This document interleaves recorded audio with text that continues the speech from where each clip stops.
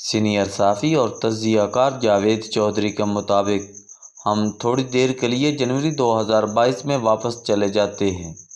عمران خان اس وقت وزیر اعظم تھے۔ قومی اسمبلی میں ان کی 125 سیٹیں تھیں اور یہ سینٹ میں 24 ارکان کے ساتھ پہلے نمبر پر تھے۔ پنجاب، کے پی، آزاد کشمیر اور گلگت بلتستان میں ان کی حکومتیں تھیں۔ فوج ان کے پیچھے کھڑی تھی۔ میاں نواز شریف لندن میں بیٹھے تھے۔ پی ٹی آئی کے کارکن ان کے فلیٹ کے نیچے کھڑے ہو کر انہیں روزانہ گالیاں دیتے تھے اور یہ باہر نکلنے کے قابل نہیں تھے۔ میاں شہباز شریف، حمدہ شہباز، سلمان شہباز اور مریم نواز مقدمے بھگت رہے تھے۔ نون لیگ کی باقی قیادت بھی ایک عدالت سے دوسری میں دھکے کھا رہی تھی۔ آصف علی زرداری اور بلاول بھٹو بھی مقدموں کے ساتھ کراچی میں بیٹھے تھے۔ پی ڈی ایم ٹوٹ چکی تھی۔ مولانا فضل الرحمان ڈیرہ اسماعیل خان تک محدود تھے۔ پاکستان کی اکانومی قدرے مضبوط تھی۔ مالیاتی ذخائر $17 بلین تھے۔ ڈالر کی ویلیو 176 روپے تھی۔ ایکسپورٹس $30 بلین سے زیادہ تھی اور سٹاک ایکسچینج 45,500 پوائنٹس تھی۔ لیکن پھر تحریک عدم اعتماد آ گئی۔ اتحادی جماعتیں حکومت کا ساتھ چھوڑ گئیں اور پی ٹی آئی کے 22 ارکان نے پارٹی چھوڑنے کا اعلان کر دیا۔ عمران خان کے پاس اس وقت دو راستے تھے۔ یہ باعزت طریقے سے مستعفی ہو جاتے یا مردوں کی طرح عدم اعتماد کا سامنا کرتے اور اس کے بعد اپوزیشن میں بیٹھ جاتے۔ قومی اسمبلی اور سینٹ میں ان کی اکثریت بھی تھی، لہٰذا نئی حکومت ایک بھی بل پاس نہ کرا سکتی۔ دو صوبوں اور کشمیر اور گلگت بلتستان میں ان کی حکومتیں تھیں۔ حکومت وہاں بھی بے بس ہو جاتی۔ پی ڈی ایم مختلف مفادات کی پارٹیوں کا مربع تھی۔ یہ لوگ بھی ایک دوسرے کے ساتھ زیادہ عرصے نہیں چل سکتے تھے اور یوں 2-3 ماہ میں عمران خان دوبارہ وزیر اعظم بن جاتے یا پھر حکومت مکمل فیل ہو کر نئے الیکشن کرانے پر مجبور ہو جاتی اور اس کے نتیجے میں بھی عمران خان دوبارہ وزیر اعظم ہو جاتے۔ لیکن خان صاحب نے سیدھے اور آسان راستے کی بجائے مشکل اور ناقابل قبول راستہ پسند کر لیا۔ انہوں نے قومی اسمبلی سے استعفیٰ دے کر دشمن کے لیے میدان کھلا چھوڑ دیا اور پی ڈی ایم حکومت نے ایسے قانون بنا دیے جن کے نتیجے میں عمران خان سڑکوں پر آتے چلے گئے اور اس اسٹیبلشمنٹ سے ٹکراتے چلے گئے جو ان اقتدار میں بھی لے کر آئی تھی اور ان کی سب سے بڑی سپورٹ بھی تھی۔ خان نے پھر پنجاب اور کے پی حکومتیں بھی توڑ دی اور آخر میں 9 مئی بھی کر دی اور اس کھیل میں پی ڈی ایم تکڑی ہوتی چلی گئی اور عمران خان اور ان کی پارٹی مشکلات میں پھنستی چلی گئی۔ یوں یہ خود بھی جیل پہنچ گئے اور ان کے ساتھی بھی، اور جو باہر رہ گئے ان میں سے 90% اسٹیبلشمنٹ کے ایجنٹ ہیں اور یہ اب پارٹی کو مزید نقصان پہنچانا چاہ رہے ہیں۔ اس جنگ میں پارٹی اور عمران خان کے ساتھ ساتھ ملک کا بیڑا بھی غرق ہو گیا اور ڈالر 300 روپے تک پہنچ گیا۔ سٹاک ایکسچینج کریش کر گئی۔ مالیاتی ذخائر سرخ لکیر تک پہنچ گئے۔ انڈسٹری بند ہو گئی۔ ملک بے روزگاری، کساد بازاری اور مہنگائی کی دلدل میں دنس گیا اور IMF پاکستان کا باعث بن گیا۔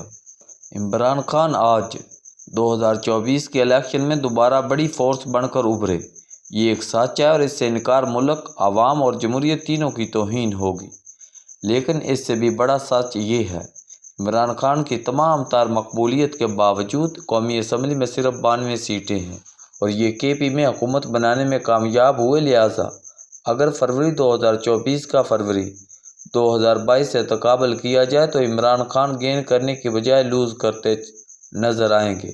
قومی اسمبلی میں 2020 میں ان کی 125 سیٹیں تھیں اور یہ 2 صوبوں اور 2 یونٹس میں حکومت کر رہے تھے۔ یہ بنی گالہ اور زمان پارک میں بیٹھے تھے اور وہ پولیس جو آج ان کو دھکے دے رہی ہے وہ ان کی حفاظت اور سلوٹ کرتی تھی۔ لہٰذا اگر عمران خان نے یہی آنا تھا تو پھر اتنی طویل جدوجہد اور ذلالت کی کیا ضرورت تھی؟ آپ 2022 میں چپ چاپ اپوزیشن میں بیٹھ جاتے اور آج آپ اور آپ کی پارٹی بھی سلامت ہوتی اور آپ کو جیلیں اور مقدمے بھی نہ بھگتنا پڑتے۔ آج اسٹیبلشمنٹ بھی آپ کے خلاف نہ ہوتی اور آپ کے ساتھیوں کو مقدمے اور ماریں بھی نہ سہنا پڑتی۔ لہٰذا سوال یہ ہے، آپ کو اس سارے کھیل کا عملی طور پر کیا فائدہ ہوا؟ کیا خوف کی زنجیریں ٹوٹ گئی؟ کیا حقیقی آزادی مل گئی اور کیا ہم غلامی سے نکل آئے؟ آپ اگر دل پر ہاتھ رکھ کر جواب دیں گے تو آپ یہ ماننے پر مجبور ہو جائیں گے معاشرے میں خوف بھی 1000 گنا بڑھا ہے اور ملک بھی IMF کی غلامی میں چلا گیا ہے، اور سول اتھارٹی کی جو تھوڑی بہت سپیس تھی وہ بھی ختم ہو گئی ہے، اور عمران خان کو بھی بالآخر ایک بار پھر اسی نظام پر اعتبار کرنا پڑا جسے یہ ٹھڈا مار کر نکلے تھے۔ دوسرا سوال، آپ کو اگر اس نظام پر یقین نہیں تھا تو پھر آپ الیکشن نہ لڑتے، آپ لے آتے عوامی انقلاب اور توڑ دیتے خوف اور ظلم کی جنجیریں، آپ عدالتوں، جیلوں اور الیکشن کمیشن کو بھی نہ مانتے اور بنا لیتے ریاست مدینہ۔ لیکن حقیقت تو یہ ہے، طویل ترین خواری ضلالت اور رگڑے کے بعد بھی آپ کو اسی سسٹم میں واپس آنا پڑا جسے آپ چھوڑ کر گئے تھے، اور آپ کو سارے کیک کی بجائے صرف ایک پیسٹری پر اکتفا کرنا پڑا۔ لہذا پھر آپ نے بنین الٹی کر کے جوؤں کو کتنا تھکا لیا، آپ نے کون سا پہاڑ توڑ لیا؟ کیا ان سوالوں کا جواب ہے کسی کے پاس؟ عمران خان کے پاس اب بھی 2 آپشن موجود ہیں۔ یہ کھلے دل کے ساتھ نظام کو تسلیم کر لیں، اپوزیشن میں بیٹھ جائیں، یا پھر کسی بھی سیاسی جماعت کے ساتھ مل کر حکومت بنا لیں اور سڑکوں کی بجائے پرفارمنس کو اپنی طاقت بنائیں۔ سسٹم اور پرفارمنس ہی سیاست کی اصل جان ہے۔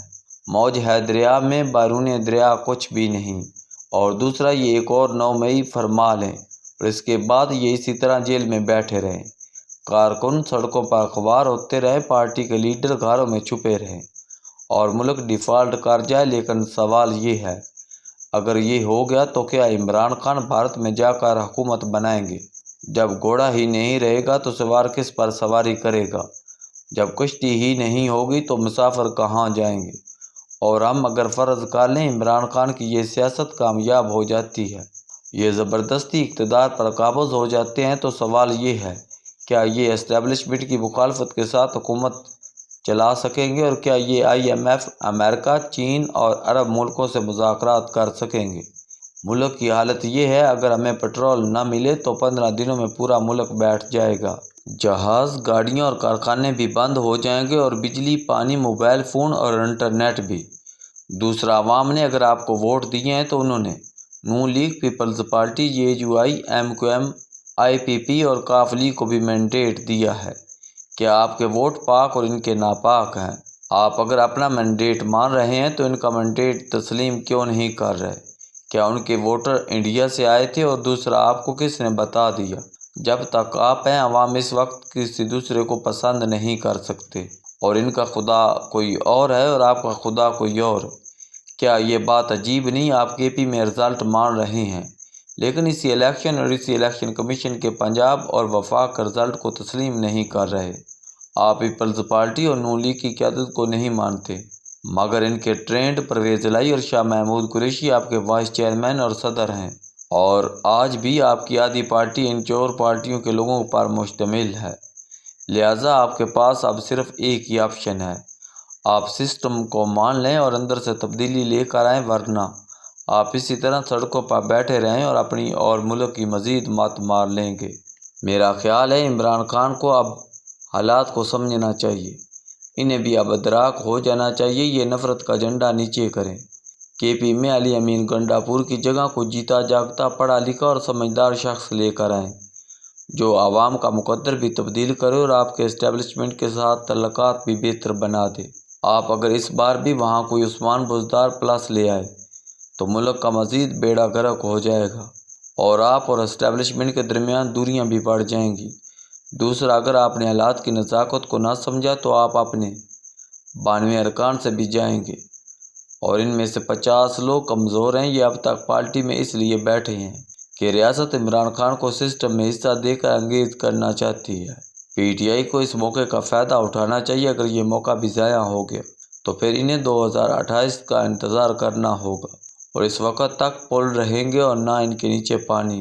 لہٰذا مہربانی کریں، گنڈاپور جیسی توپ واپس توپ خانے میں رکھیں اور سسٹم میں آئیں۔ آپ اور ملک کی بقا اسی میں ہے، ورنہ آپ کے حصے کچھ نہیں آئے گا۔